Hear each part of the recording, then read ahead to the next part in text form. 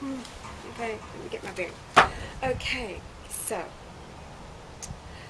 Father's Day, the Father's Day. We take the abomination of 9/11 and what the devil has used it for. 9/11, if you know from Brian's teachings, of course, is the conception date of the Christ, first time round. That's the date.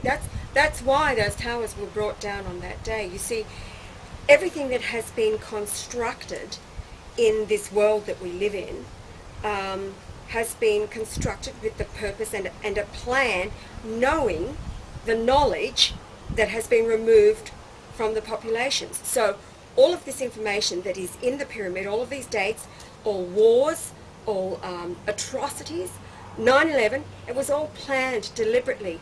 None of it was divinely inspired at all. It's that the knowledge has been known by these evil occultists at the very top who construe all of these events. Now 9/11 was chosen on that day in 2001 to bring down those two towers because it's the anniversary of the conception date. This is when Jesus, the Son, came to the earth. It was on his conception, 9/11 in the year 3 BC, into his mother Mary's womb. That's it. He's arrived. He's on the earth. It's not the 9 months later, the incubation period in the womb, the 280 days. No, he came that night of conception from the heavenly realm to occupy the womb, the incubator for his birth, where we would see him as the visible Son of God. Now, I want to show you this picture. Isn't this beautiful? This is our Lord.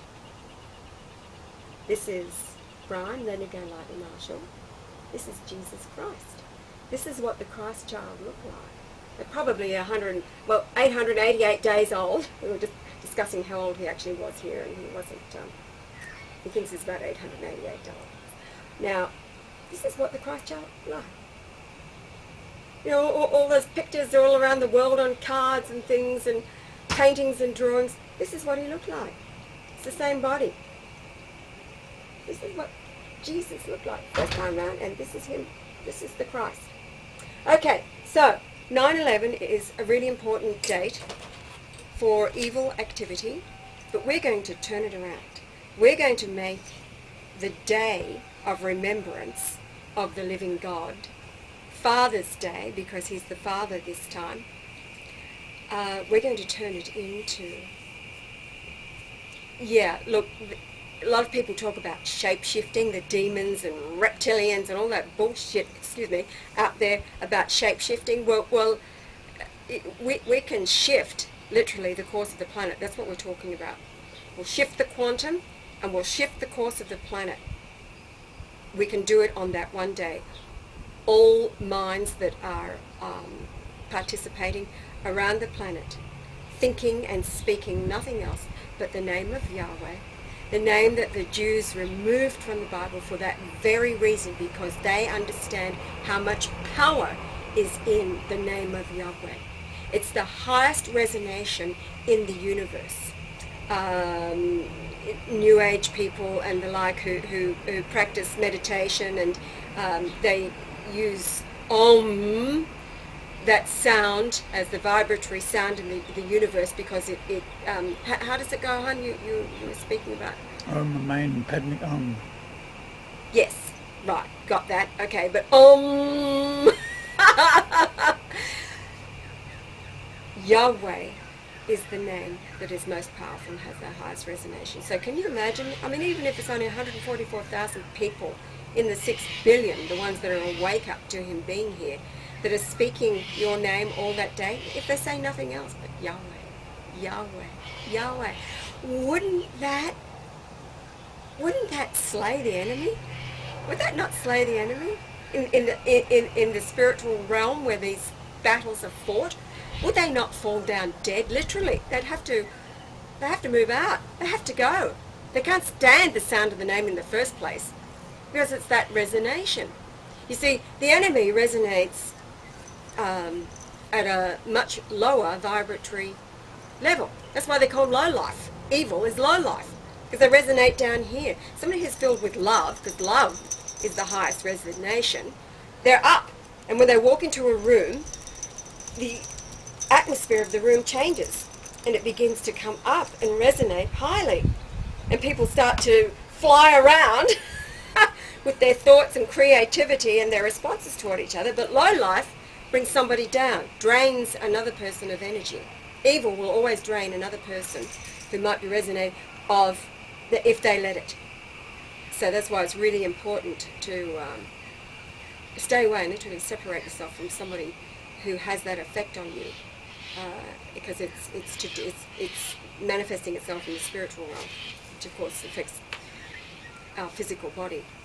So 9/11 in the year 2010 is really significant. Brian's birthday was yesterday on 11th of January. It would have been the 1st of January had Pope Gregory not changed the calendar and added another 10 days to it.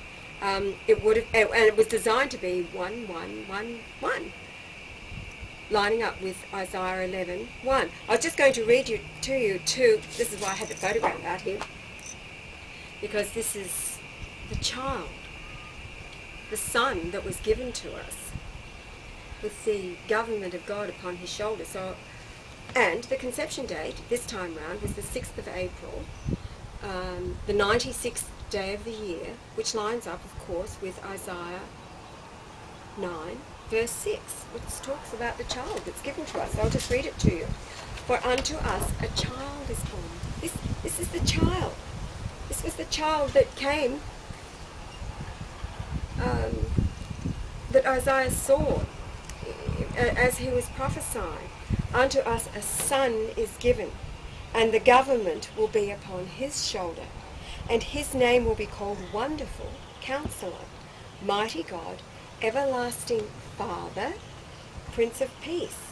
And of the increase of his government and peace there will be no end, upon the throne of David and over his kingdom, to order it and establish it with judgment and justice, from that time forward, even forever. The zeal of the Lord of hosts will perform this.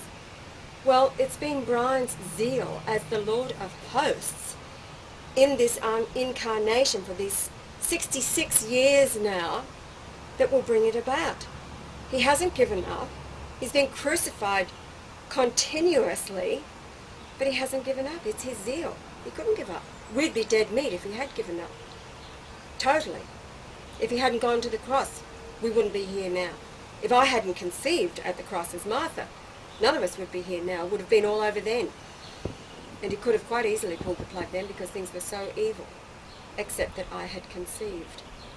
So that paved the way, if you like, for him and I to be reborn in this time now, in that day, in that day. It was always prophetic when he spoke, in that day. It was foretelling of this day now, the end of the age, when all the prophecies would be fulfilled.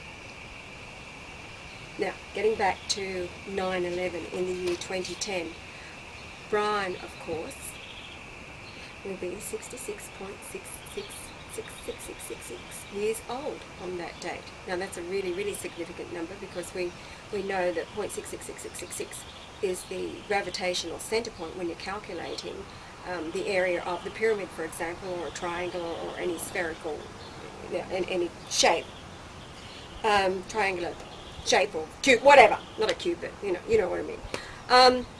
It's the gravitational center point, and it just happens that he'll be 66.666666 years old on 9/11 in the year 2010. The book of Isaiah. What, sorry, darling, you're mouthing to me. What are you saying? Verse total. Yes, the verse total. 6,666 verses in the entire Bible. In the Quran? And the same for the Quran. And the sun diameter, right? No, the Milky Way galaxy is where we are in position in the Milky Way galaxy. Yeah. Oh, no, what was the